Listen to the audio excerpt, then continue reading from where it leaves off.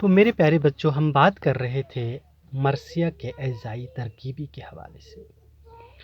جہاں تک مرثیہ کے اجزائی ترکیبی کا تعلق ہے، تو اس حوالے سے جب ہم بات کرتے ہیں تو مرثیہ کے ہمیں کل 8 اجزاء دیکھنے کو ملتے ہیں۔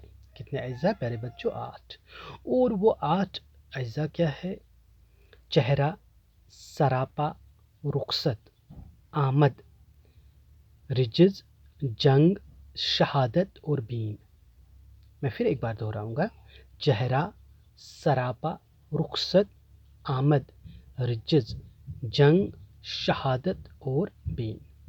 تو میرے پیارے بچوں، جہاں تک اس کے پہلے حصے کا تعلق ہے، یعنی چہرہ مرثیہ کی تمہید کو کہتے ہیں، انٹروڈکشن کو کہتے ہیں۔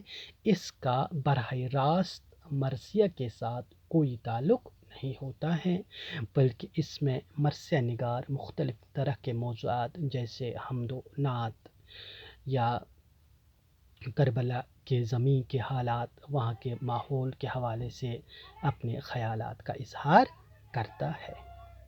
اس کے بعد سراپا سے معنی ہے سر سے پاؤں تک، یعنی مرثیہ کے اس حصے میں مرثیہ نگار مرثیہ کے ہیرو کی قد و قامت، خد و خال، اس کی خوبصورتی، اس کی جسامت، اس کی بہادری کے حوالے سے اپنے خیالات کا اظہار کرتا ہے۔ چہرہ، سراپا، رخصت۔ مرثیہ کے اس حصے میں مرثیہ نگار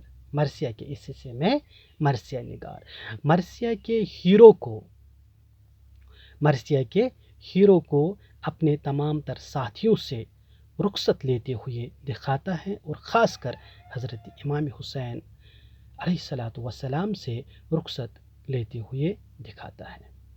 آمد۔ مرثیہ کے اس حصے میں مرثیہ کے ہیرو کو گھوڑے پہ سوار ہو کر شان و شوکت کے ساتھ، دلیری کے ساتھ، عظمت کے ساتھ اپنی تلوار ہوا میں لہراتے ہوئے، تیز تیز گھوڑے پہ دوڑتے ہوئے اور نعرے تکبیر بلند کرتے ہوئے میدان جنگ کی اور جاتے ہوئے دکھاتا ہے۔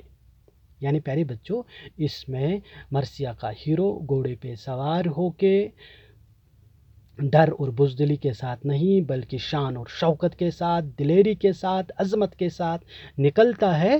جو اس کے مد مقابل فوج ہے، ان سے لڑنے کے لیے گھوڑے پہ سوار ہو کر اپنی تلوار کو آسمان میں کی طرح لہراتے ہوئے اور نعرے تکبیر بلند کرتے ہوئے میدان جنگ کی اور جاتے ہوئے دکھاتا ہے۔ اس کے بعد رجز۔ تو میرے پیارے بچوں، مرثیہ کے اس حصے میں مرثیہ کا ہیرو جو ہوتا ہے وہ مقابل فوج کے سامنے اپنا تعارف دیتا ہے، ان کو اپنے اسلاف کے کارناموں سے واقف کراتا ہے، ان کو بتانے کی کوشش کرتا ہے کہ اب آپ جس سے جنگ لڑنے جا رہے ہو، اس نے فلاں جنگ میں اتنے کفاروں کو مار گرایا تھا، اس جنگ میں اس نے یہ کارنامے انجام دیے تھے۔ اس طرح سے رجز میں یہ اپنے اسلاف، اپنے خاندان کے اپنے آبا و اجداد کے کارناموں اور قصوں کو جو اس کے مقابل فوج ہوتے ہیں ان کے سامنے بیان کرتا ہے۔ تو میرے پیارے بچوں، اس کے بعد کیا ہوتا ہے؟ جنگ۔ مرثیہ کے اس حصے میں مرثیہ نگار مرثیہ کے ہیرو کو دلیری کے ساتھ، بڑی گرم جوشی کے ساتھ، پھرتی کے ساتھ مقابل فوج کے ساتھ لڑتے ہوئے دکھاتا ہے۔ اور اس جنگ کے بعد کیا آتا ہے؟ شہادت۔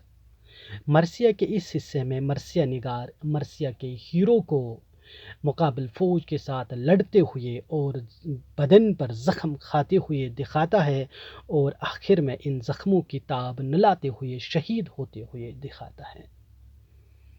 اور اس کا آخری حصہ بین مرثیہ کے اس حصے میں مرثیہ نگار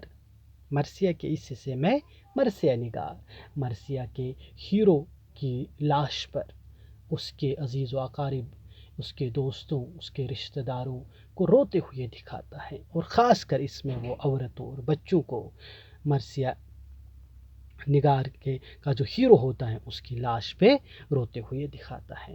تو اس طرح سے ہم نے دیکھا کہ مرثیہ میں مرنے والے کے اوصاف بیان کر کے اس کے موت پر رنج و غم کا اظہار کیا جاتا ہے، یہ جب ہم لغوی اعتبار سے مرثیہ لیتے ہیں تو اس میں ہم دیکھتے ہیں کہ کسی کی بھی موت پر مرثیہ لکھا جا سکتا ہے، جس میں کوئی مذہبی بندش نہیں ہے، جس میں کوئی قید نہیں ہے، جس میں کوئی عام اور خاص نہیں ہے، بلکہ کسی کی بھی موت پر مرثیہ لکھا جا سکتا ہے۔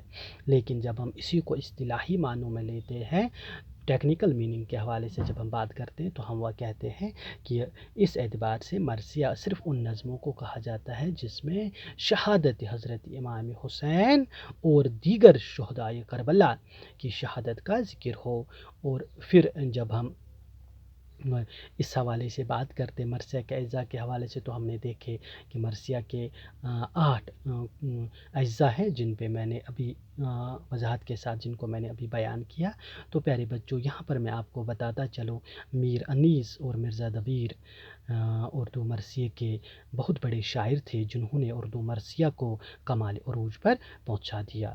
تو انشاءاللہ اللہ تعالیٰ کے فضل و کرم سے انشاءاللہ جو نیکسٹ لیکچر ہوگا اس میں ہم کسی اور موضوع پہ بات کریں گے۔ تب تک کے لیے خدا حافظ، والسلام۔